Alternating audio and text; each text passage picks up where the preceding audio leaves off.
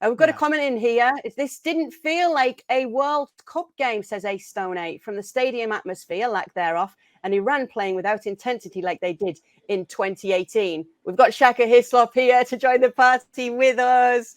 Shaka, we want to talk to you about a few of the things here that we saw. Who stood out for you most for England? Bukayo Saka, first of all, comes to mind. Marcus Rashford comes to mind, primarily because remember what happened to both those players after England lost that Euro final on penalty. What a way to respond in the first major international men's tournament since that.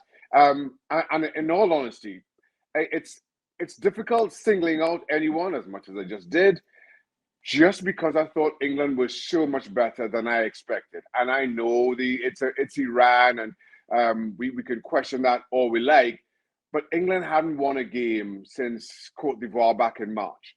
England lost 4-0 to Hungary at home. They'd not gotten results. They'd not played well. I don't think expectation was high coming into this, but this was a performance and a result. I think that kind of will get the English fans, LME, we're not going to call any names, shall we? Going to get the English fans salivating just a little. I think what you're actually saying there, Shaka, I think you're saying it's coming home. Kay? I mean, that's why I took away from just say it, Shaka. It's coming home. We're going to have to endure that song yet again. There's a new version. There's a Christmas version. There's a remix to it now. There's a remix to it. Is there? Did it really need a remix? Did it really need the original? Let's be honest. We needed a remix. It's got the girls involved as well. The women are in it. It's a great new version. Everyone's older. Let's get the optimism going. You just Let's get the optimism going. Shaka does bring up a very good point, though, Kay, and it's something that you said before, which is, at the end of the day, right, what England needed after a period of not winning any games, regardless of them being friendlies or whatever, we just weren't seeing any kind of, aggressive development, especially going forward. It was very flat.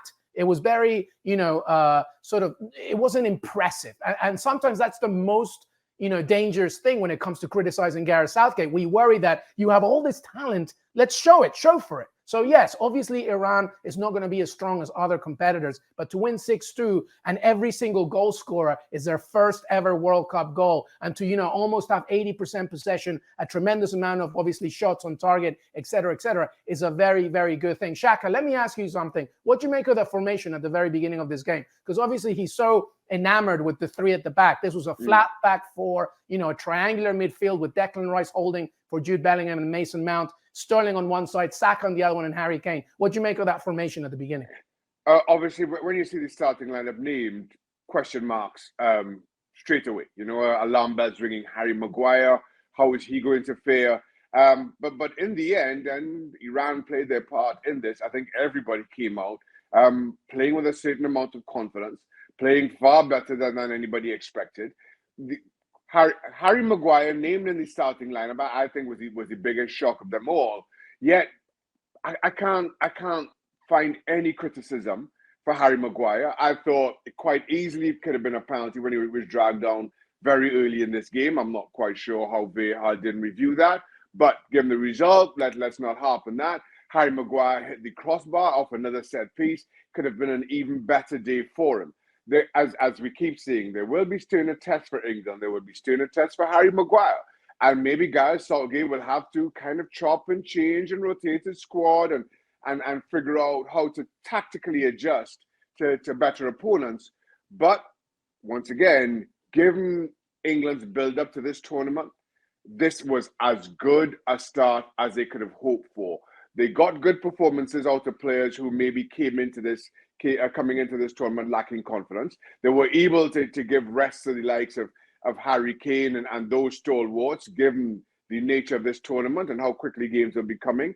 As a first game, I don't think Gareth Southgate could have asked for any more. When you talk, Shaka, about some of the changes that he could make, do you think that it is going to be a back four throughout the tournament, or do you think he's going to adjust accordingly in that sense too in the defence? I don't see any reason to change right now. Stick with the back four. I think England are easily the best team in this group and should get through top.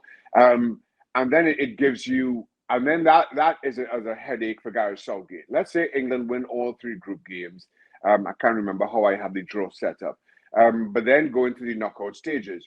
Do you change a team and a system that won 3 group games to adjust to the opponent? That really is a decision that Gareth Southgate will be forced to make. Now, conventional thinking is no. You stick with the team, you stick with the formation that wins the games. But given the nature of World Cups and it being a knockout format, you don't often have the wiggle room that you do in a league format, in a 38 game competition. So that's one where, and that's why Gareth Southgate gets paid the big bucks. Yeah, it's a good problem to have, K. Murray, isn't it, really, at the end of the day, when you have this much depth and you think, well, momentum is obviously a key recipe for success, but what happens in the stages of this World Cup, which is very unique, obviously, for so many reasons. Thank you very much for watching ESPN FC on YouTube. For more highlights, analysis and exclusive content, be sure to subscribe.